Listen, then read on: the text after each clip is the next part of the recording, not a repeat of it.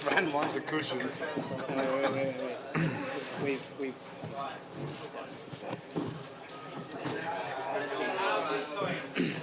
I hope the first question is coming.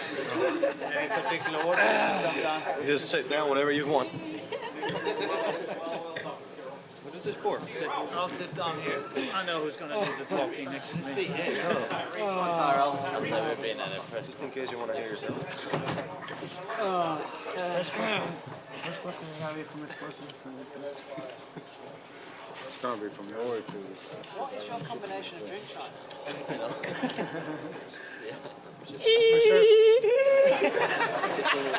It tastes quite nice, huh? I don't laugh like that. Tommy. Okay, I think we're all here. Delighted to Tommy. Yesterday on Backroom 17. Okay, guys, thank you. Delighted to be joined by the winning European team. Yes, baby. That is us. Thomas, there at your captaincy, you've said one team, one continent. Tonight you stand victorious and united here on the top table. Just give us your thoughts on today's outcome. How do you sum that up?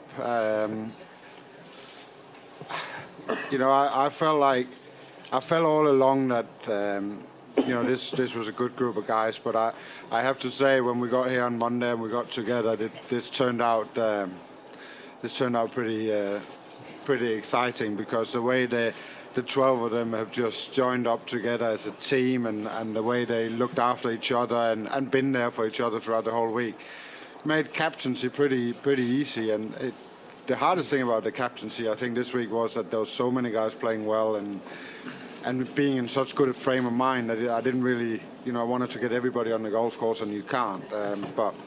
And today's performance, there was a little moment there in the middle of it all where I was getting a little bit worried, but then everybody stood up and did their bit, and I can't describe how I feel about these 12. They've been amazing from day one, and I'm just so proud of them.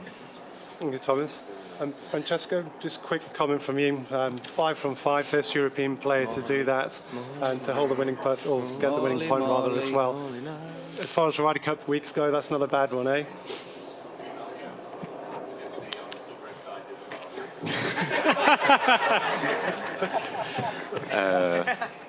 Come on, Francesco, smile. I'm just so proud of every one of these guys. You can't even imagine. Every single one. You could see on Monday when we got together, it wasn't ending up any other way. So I've been part of another 2 winning teams where I didn't bring full points. And I'm glad, after being carried on the shoulders by some of these guys, to give something back. But it's about every one of these guys, the vice captains. It's just the best team I've ever been a part of by miles. And Thomas, I think that's underlined by the fact that every single person on here contributed at least a point. Yeah, that doesn't happen very often, and the whole team has been part of this, and I think it's very easy to sum it up.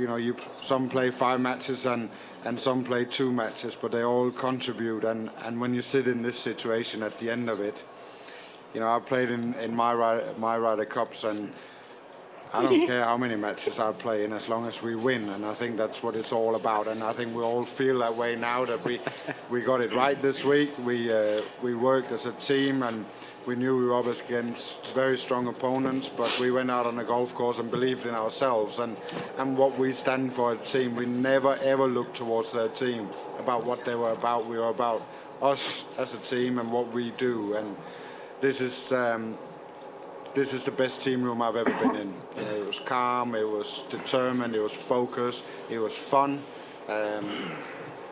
Everything that this Ryder Cup is what I think the Ryder Cup should be about for a European team. Nice words, Thomas. Thank you very much. We're going to open up for some questions. Start with Karen down on the left. On mic 3, please.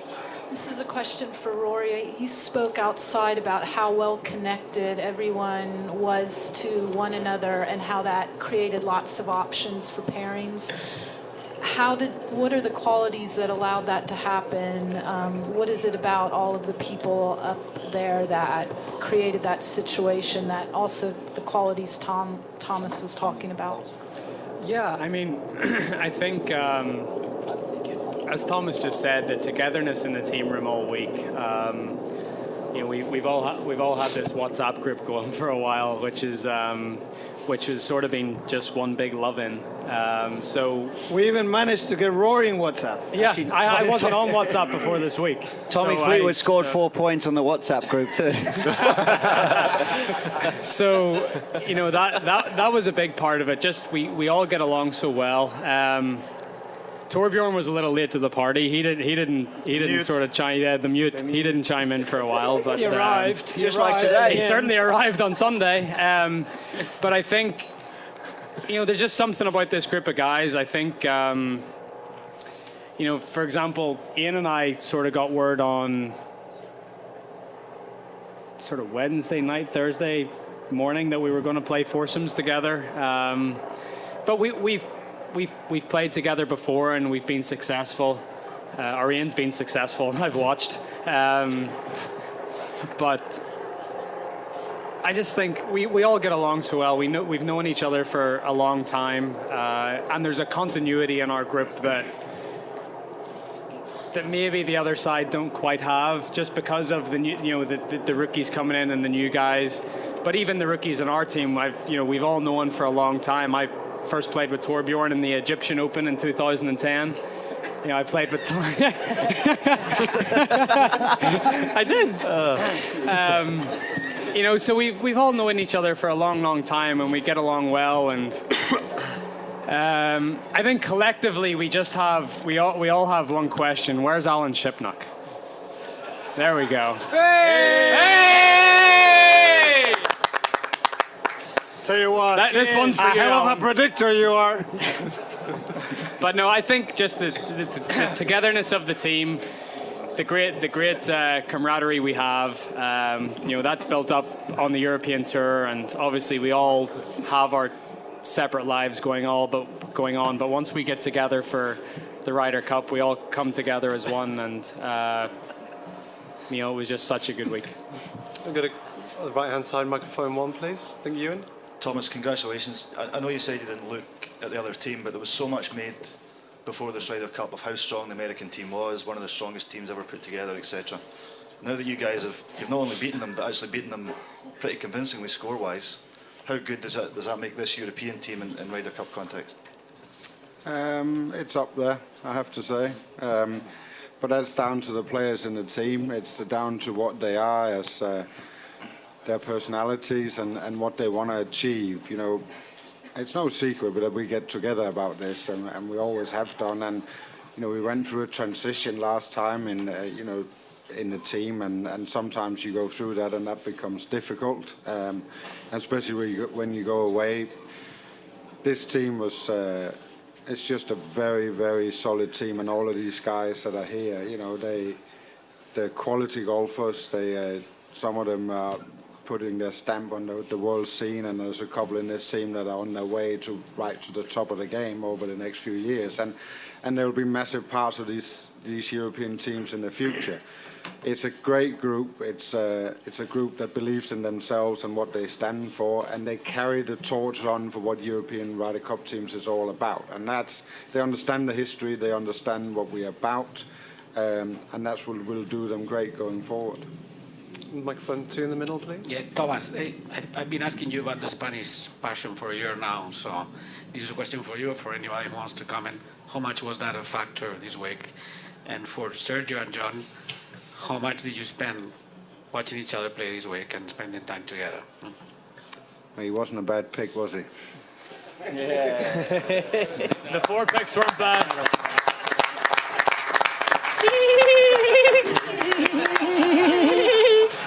Listen, I promise you 3. I got you 3. You got 3 out of 4. I think Sergio's Ryder Cup story tells it. So, you know, it's a whole thing of its own, and it's a brilliant story. It's a fantastic achievement. He is very much as the center of what we do, and I've been saying this all the time. He walks into the room, he is right in the middle of everything, and you got to have great people that look at the team from the outside, but you also got to have great people from the inside, and he's one of them. But all of these people understand each other. All of these guys can push each other forward.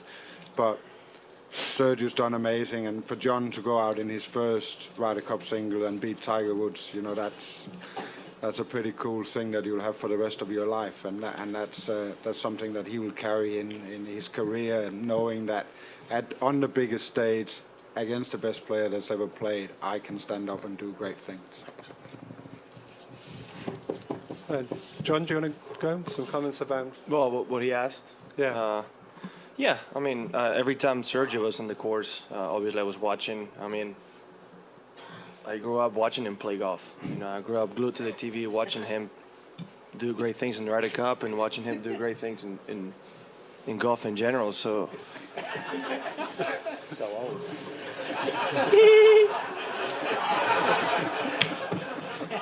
I mean, you can cry as much as you want, but it's still true. So, just to be, even before the tournament, standing on the same room as him, on the same team, it was a dream come true. And just to keep watching, and, once I went over with that match, watch him make history, Ryder Cup history, it was a true honor. So I think I speak on behalf of everybody that I think it's a true honor to be here witnessing Ryder Cup history. Yeah.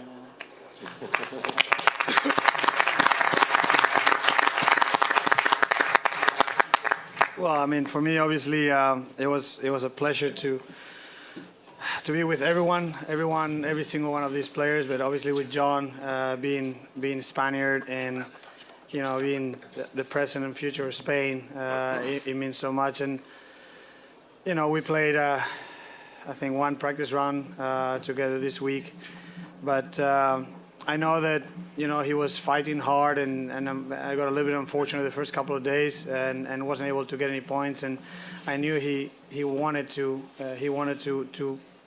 bring his passion and at least a point to the team. And we talked about it last night, and I told him what I thought. I told him what I thought of him. I told him what I thought he was going to do, and to just believe and show everybody how good he is, and he did. It's as simple as that.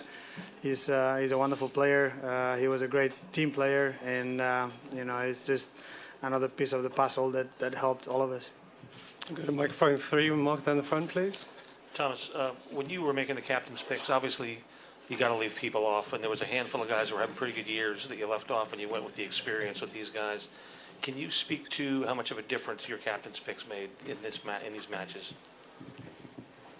Well, I'm not very good at adding up, but I'm sure if I put these numbers together, they make the difference in the score. I think I got it right, and so, they've been fantastic.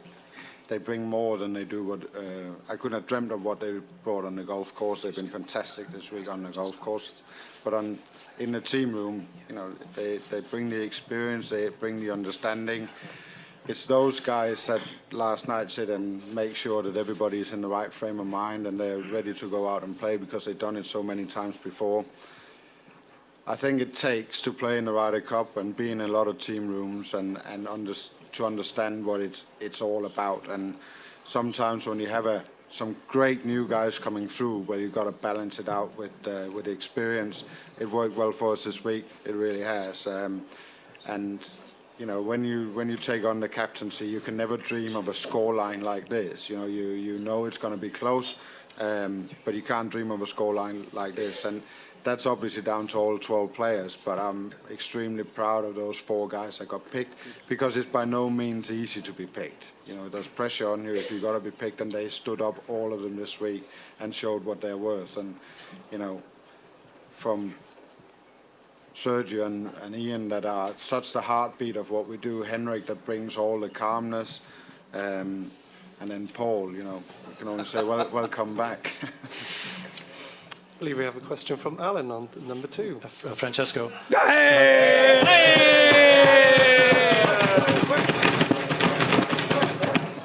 a serious question for Francesco. I know it's exciting to clinch the Ryder Cup, but to see a proud champion like Phil end it by hitting in the water, is that a little painful as a fellow competitor? What was your quote 2 weeks ago? Why painful now? No. Still 5-0. The guys, this could be his last. That could be the last shot he ever hits in a Ryder Cup. He's been doing it for a quarter century. Okay, no, well, obviously Phil is a class act, and I mean he fought hard all match today. Obviously, probably didn't have his A game this week, but he fought hard, and yeah, we obviously you hope, you wish, to finish the Ryder Cup holding a putt and making a birdie or stuff like that, but it happens to all of us, and I'm sure it's not going to affect, the other stuff that Phil has done in his career. He's an amazing player, and it's one shot, so it doesn't change anything. Well said. Got a question on microphone 1, right in the middle of that row, please. Yeah. Francesco, you're the first European to win all 5 of your matches at a Ryder Cup. Go on, Fran. Come on, Frankie. Molly. I'm so good at this stuff that they just want to see me laughing. Can you just? His name is not Molinari anymore. He's Machinari. Because he's a machine. I thought it was Mollywood. No. Well, that was a comment. That's something else. Sorry. That's all right. Can you just talk us through what that means to you? How much it's taken out of you to play in all those games, and you've become a bit of a folk hero as well. But also, Ian, can you tell us what have you done with the post box outfit? Is it going back with you? Maybe wear it alone at home while doing the housework or something? I might go and deliver some letters around Lake Nona in it when I get home. I'm going to frame it. How do you frame that? How do you frame it? Just false frames everything. If I'm putting in a big box. Francesco, can you talk us through just your weekend? It's been amazing, and the summer as well. But before that, why don't you ask Francesco how are 17 and 18 playing?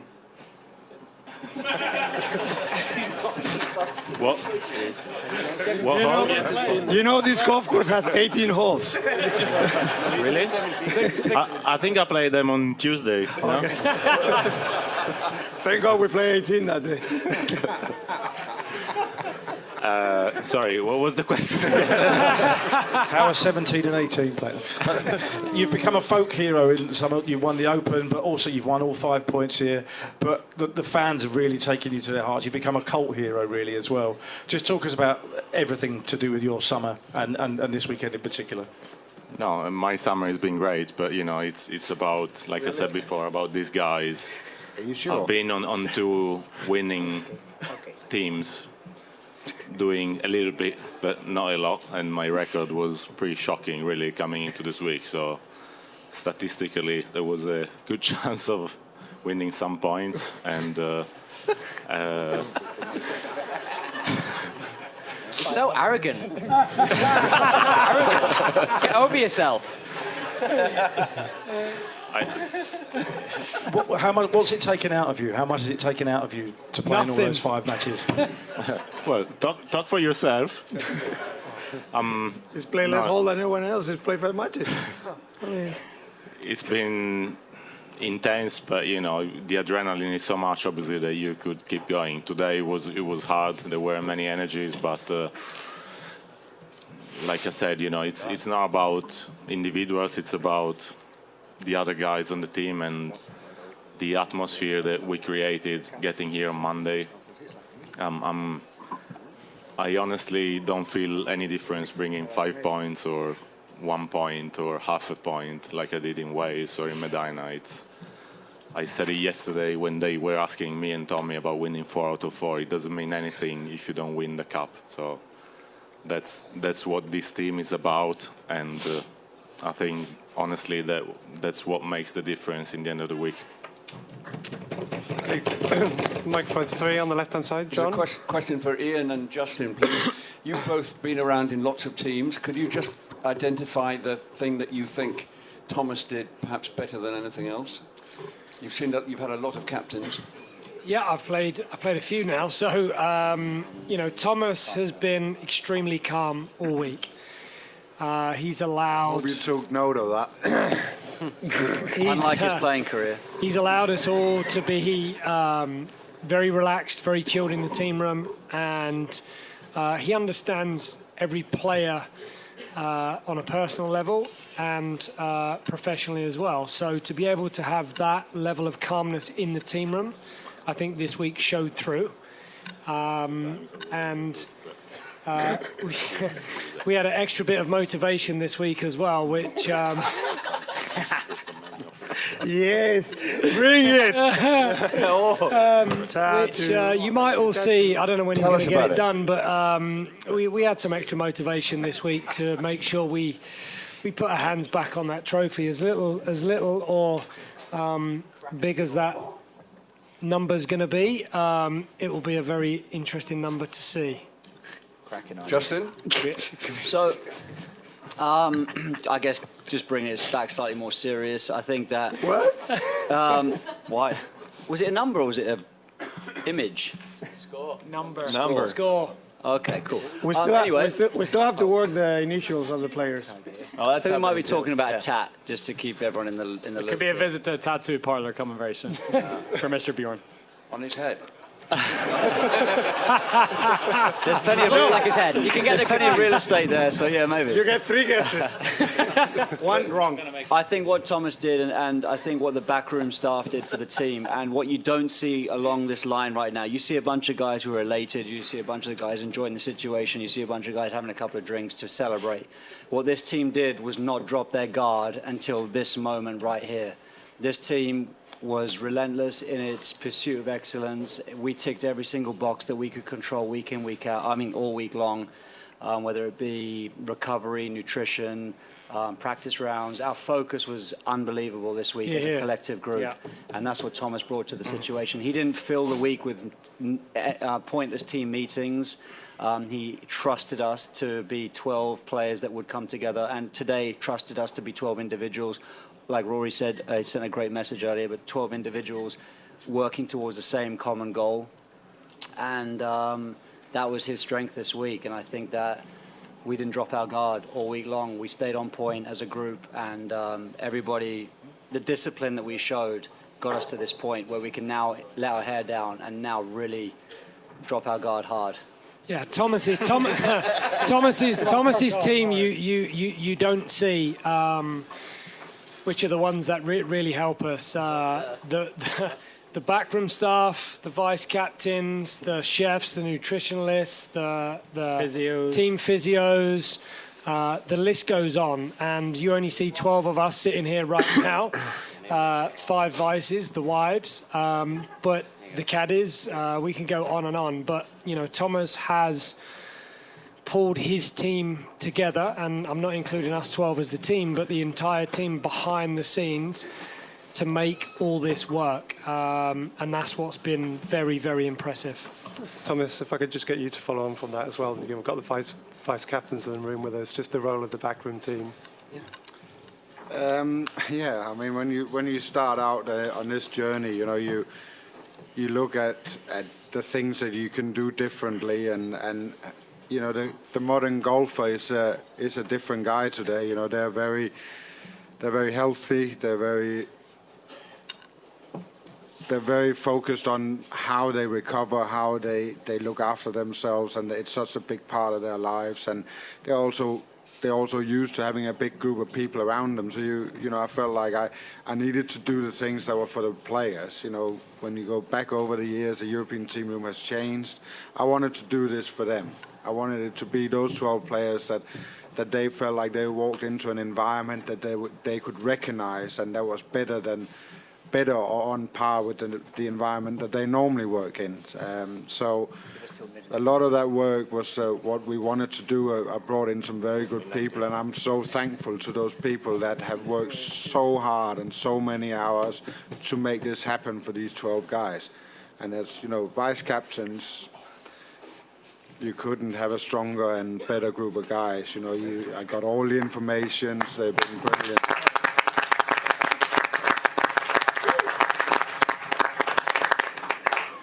So, where are they? This would just give you the finger. Come on.